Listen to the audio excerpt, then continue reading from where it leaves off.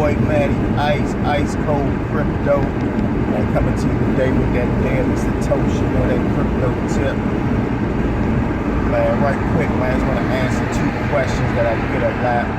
Hopefully it can help y'all out there. But one question is, what happens to my Bitcoin if the price goes down or if the price goes back to zero? And the second question I get is, how is it worth money, or how does it have value if I can't hold it or see it? So let's see how I can explain this so it's easily understood, man, and hopefully this will help out. But first question, what happens if the price goes down? First of all, just want to make sure everybody remembers or understand that you don't have to buy an entire Bitcoin. You know what I'm saying? You can buy a piece of a Bitcoin. You can buy a tenth of a Bitcoin, a half of a Bitcoin, a third of a Bitcoin. You can buy $100 worth of Bitcoin, $50 worth of Bitcoin, any denomination of Bitcoin. You know what I mean? So you can buy just like a piece of it. You can buy a slice of piece, or you can buy the whole pie. Or you can get a piece of a brick, or you can get the whole bird. You know what I'm saying? It's no different. You know, you can just spend it. When you put it in dollar value, you can buy $100 worth of it. And let's just say Bitcoin was $100. When it was $100 would get you one whole Bitcoin. But then once the price went to $200, $100 would only get you a half a Bitcoin, if that makes sense. So let's just say you bought some Bitcoin and the price goes down. All that would mean is you would be able to sell whatever amount of Bitcoin for less money than what you bought it for. Whatever percentage it declined, or whatever dollar amount it declined since you bought it, that's what you would be able to sell it for on the open market. Same thing if it goes up. When it goes up in value, you'll be able to sell it for more. But what happens if it goes to zero? Does it disappear? Nah, if it goes to zero, it just won't have a value on the market. You know what I'm saying? But the Bitcoin will still exist in your wallet or wherever you hold that Bitcoin at. It will still exist. You'll still be able to send it, receive it. The blockchain will still be there. It won't disappear if the value goes down. We're just putting the value on it through dollars because that's how we transact business. But let's just think about it. When Bitcoin first was unleashed on the internet and given to the world back in 2008 and 2009, it didn't have a value, but people were still mining it. They were still sending and receiving it, but it was just, people in the know, computer developers and, computer geeks and things like that, But they still were actually sending and receiving Bitcoin. And Bitcoin didn't get value until the first real world transaction where one guy paid 10,000 Bitcoin. I believe this was in 2010. He paid 10,000 Bitcoin for 2 large pieces. We do the math, 10,000 Bitcoin. Right now, Bitcoin's back close to $10,000. It's hovering between, $8,600 and $94, something like that over the weekend. Let's just say 10,000 Bitcoin times $10,000.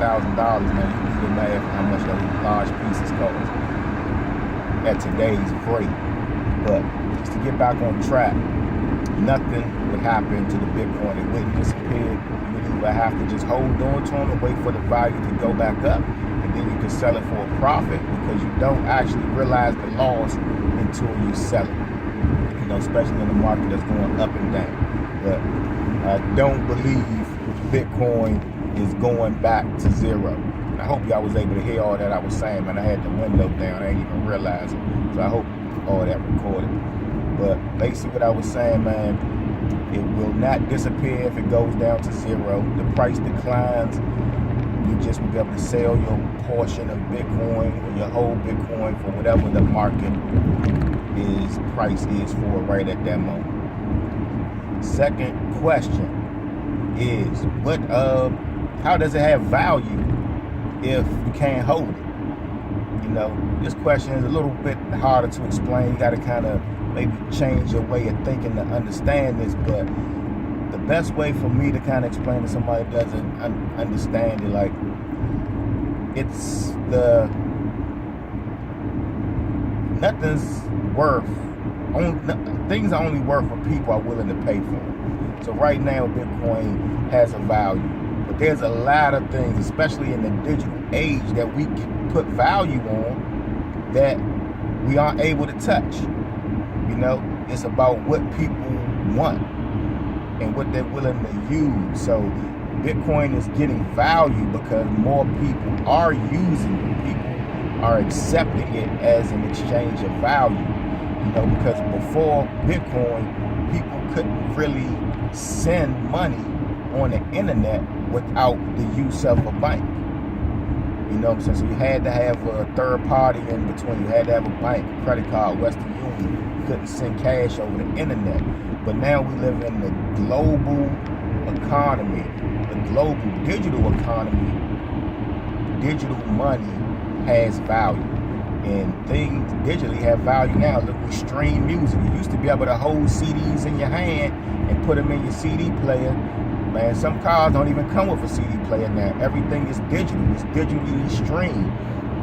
So how does a song have value if you can't hold it? You know, they've been doing it for years. Look at copyright. It's called intellectual properties. You can put value on something that's intangible.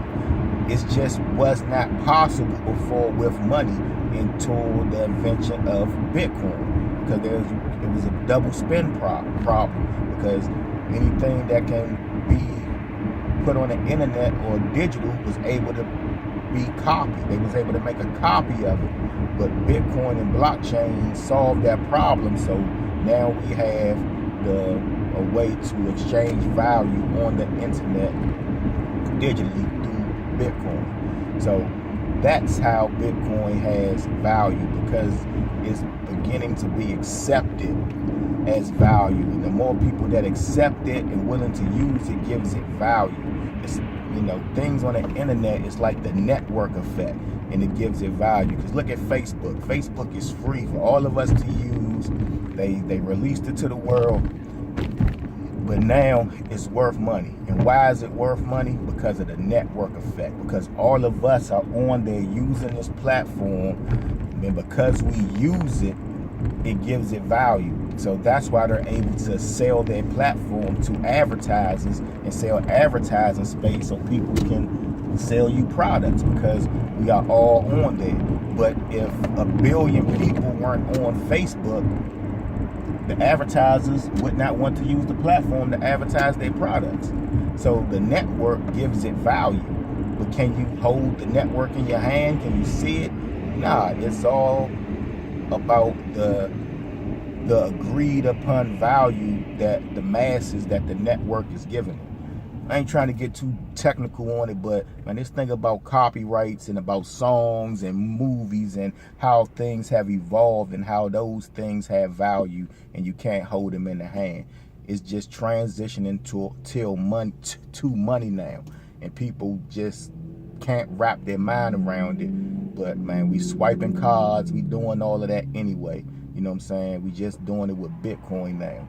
So hope that helped, man. I hope I didn't confuse you even more. If I did, man, I apologize. I hope that helped. But man, go check out my channel over on YouTube, or if you're watching this on YouTube, man, like and subscribe to the video.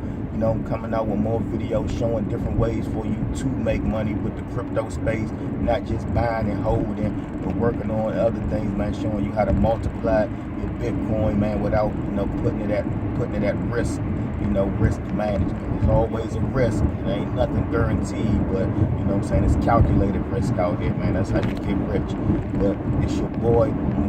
Enjoy this beautiful day, man, cruising through the city. You know, holler at me, man. It's Ice Cold Crypto, and I'm out.